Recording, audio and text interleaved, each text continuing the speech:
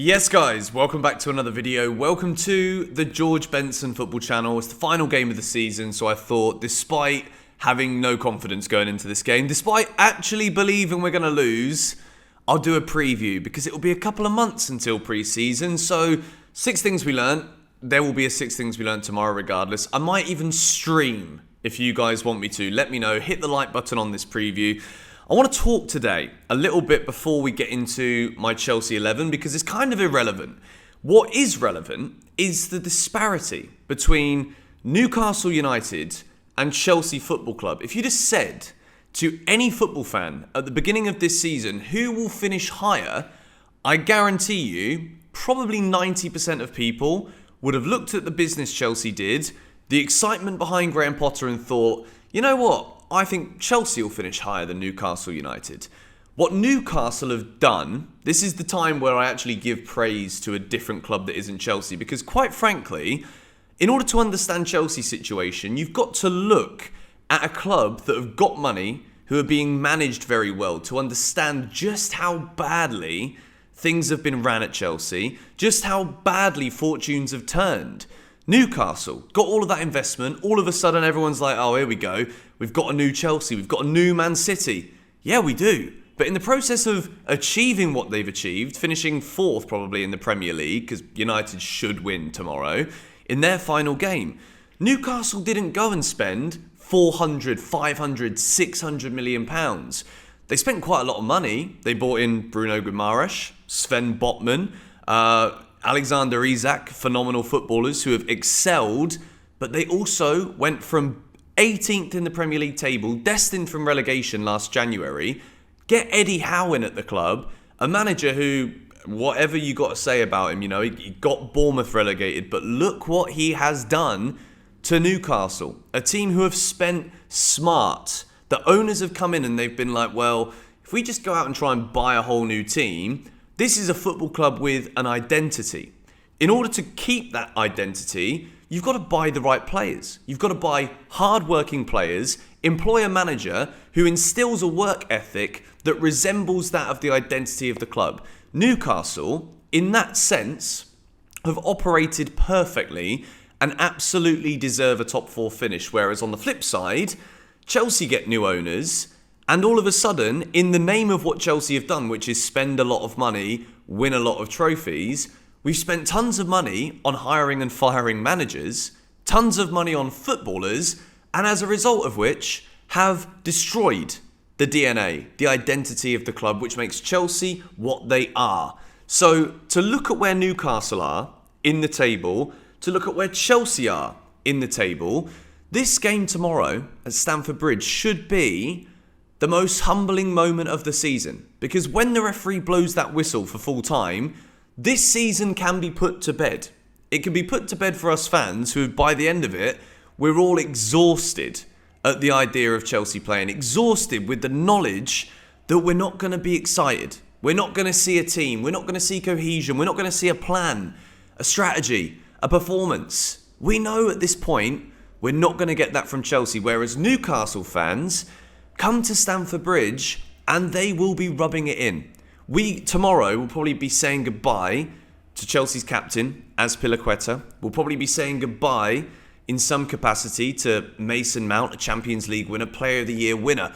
He's going to be going, and he might not even get minutes tomorrow. The pens touch and go as to whether or not he's going to be fit enough to play. Chelsea, at the final game of the season at Stamford Bridge, it is normally a time for excitement, a time for probably see you next week at Wembley, see you next week in a European final.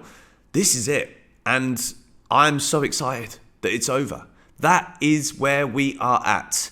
And we're playing against a team who go into the match at Stamford Bridge as massive favourites. Newcastle, I don't know what the bookies are going to say, but Newcastle should be overwhelming favourites to win tomorrow at Stamford Bridge. The way that the odds have been with Chelsea this season have been weird because more often than not, we're still the favoured team. But if anyone's been watching, for the last 6 months in particular, Newcastle were the favourites. Okay, so if you want to stick your money anywhere, that's where you go. That is the harsh reality of this. And the team that I've built, I've gone with a 4-2-3-1 just to protect Enzo Fernandez. Because if I see Carney Chukwuemeka or Conor Gallagher playing alongside of him again in a midfield three, we've got no chance and we will get obliterated. This Newcastle team are a team of fighters.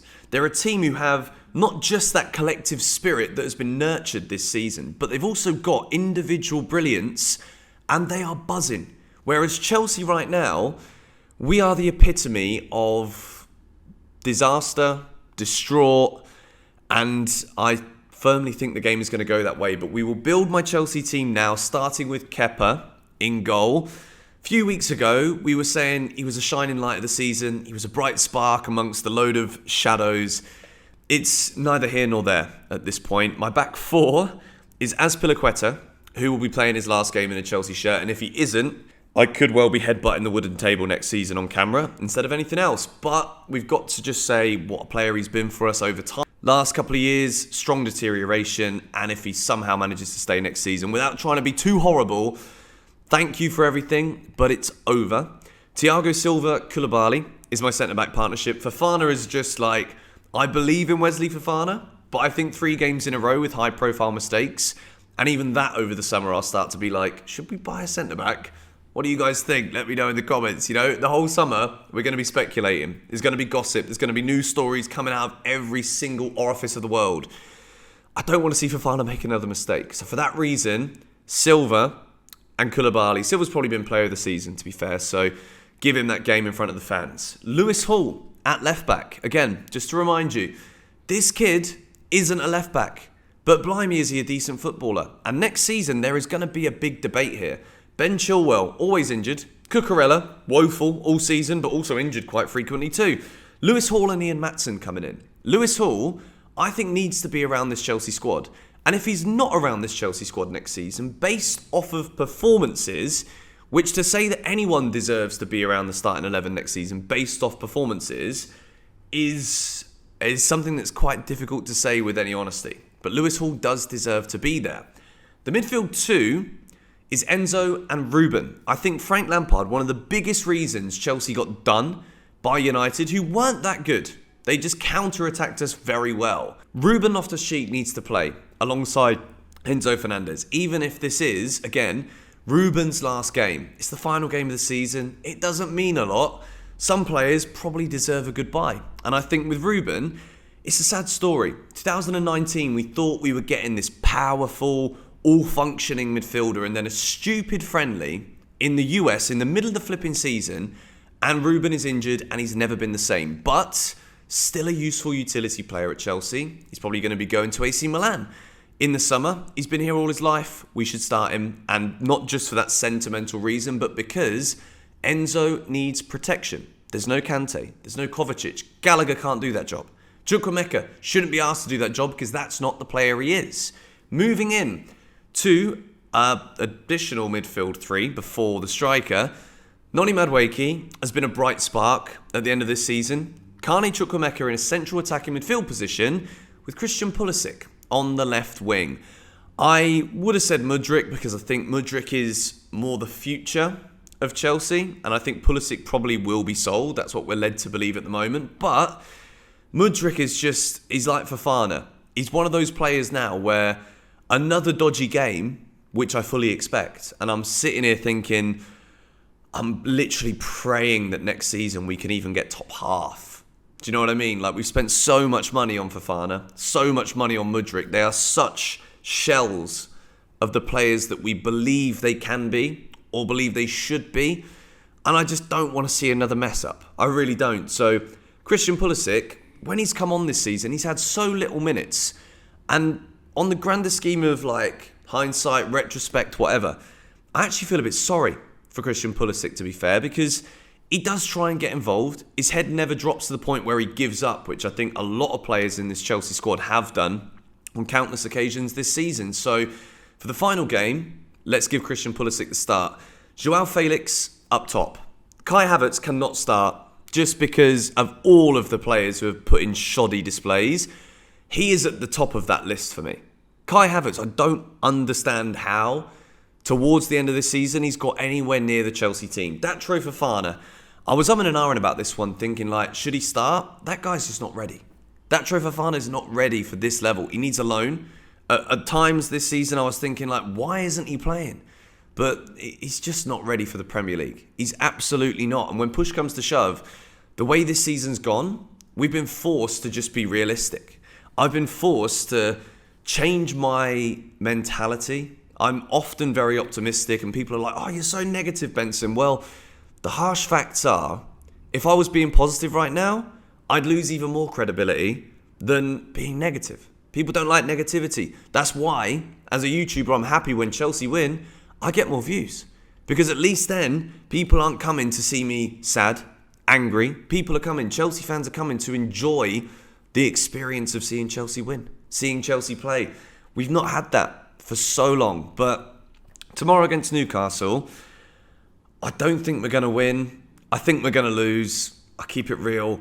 I think we'll lose 3-1. Newcastle are such a good team. They are the epitome of a football team.